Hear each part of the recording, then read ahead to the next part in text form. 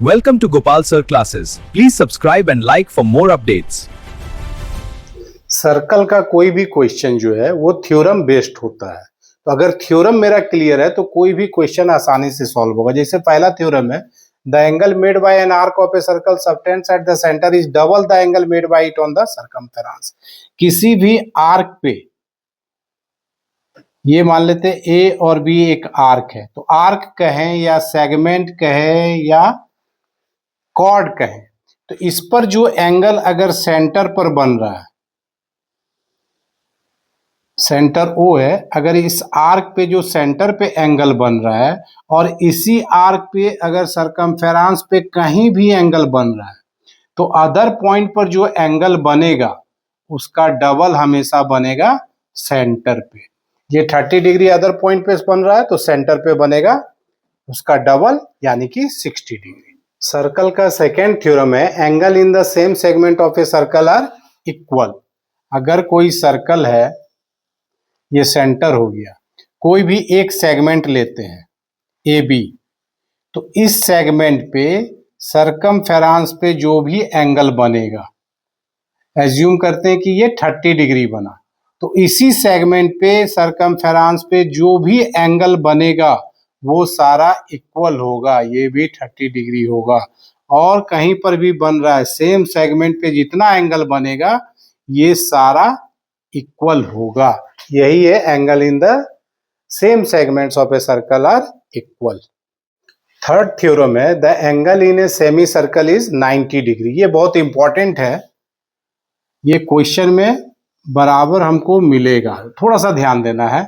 जैसे ये सेंटर है, तो डायमीटर अगर हम किसी भी तरह से डायमीटर दिया हुआ है, डायमीटर मतलब ये सेंटर से पास किया है, तो डायमीटर के थ्रू ये दो सेमी सर्कल में डिवाइड हो गया।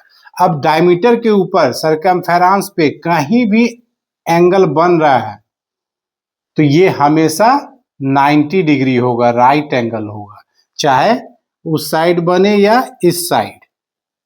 जो भी एंगल बनेगा डायमीटर के ऊपर, सेमी सर्कल के ऊपर, वो हमेशा 90 डिग्री होगा। और ये बहुत यूजफुल है, इसी को लिखा है कि the angle in semi circle is 90 degree. तो कभी भी डायमीटर पर जो एंगल बनेगा वो हमेशा 90 डिग्री वैल्यू लेगा। फोर्थ थ्योरम है मेरा, the opposite angle of a cyclic quadrilateral are supplementary. तो सबसे पहले समझते हैं कि साइक्लिक क्वाड्रिलेटरल होता क्या है। अगर सर्कल के सरकमफेरेंस पे चारों पॉइंट लाई कर रहा है, ए बी सी डी, चारों पॉइंट लाई करना चाहिए सरकमफेरेंस पे, तब जो क्वाड्रिलेटरल का फॉर्मेशन होगा इसको हम लोग बोलेंगे साइक्लिक क्वाड्रिलेटरल।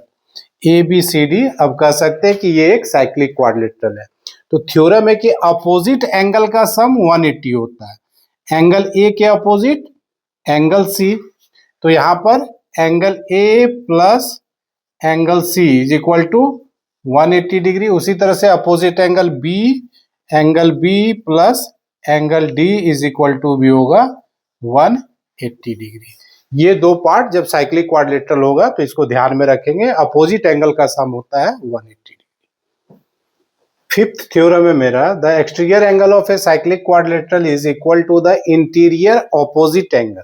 जैसे यहाँ पर एबीसीडी एक साइक्लिक क्वाड्रिलेटरल है, अब एक्सटीरियर एंगल किसी भी साइड को, एबीसीडी के कोई भी साइड को अगर हम एक्सटेंड करते हैं, मान लेते हैं इसी सीडी को एक्सटेंड कर दिए, तो ये जो एक्सटेंड किए और ये जो एंगल फॉर्म हुआ ये हो गया मेरा एक्सटीरियर एंगल, इसी को हम लोग बोलेंगे एक्सटीरियर एंगल। तो थ्योरम के अकॉर्डिंग एक्सटीरियर एंगल जो इक्वल होगा इंटीरियर अपोजिट एंगल, तो डी के अपोजिट मेरा एंगल बी आ रहा है। अगर ये एंगल 75 डिग्री है एक्सटीरियर एंगल, तो इसके ऑपोजिट एंगल बी आ रहा है, तो इसका भी वैल्यू होगा 75 डिग्री।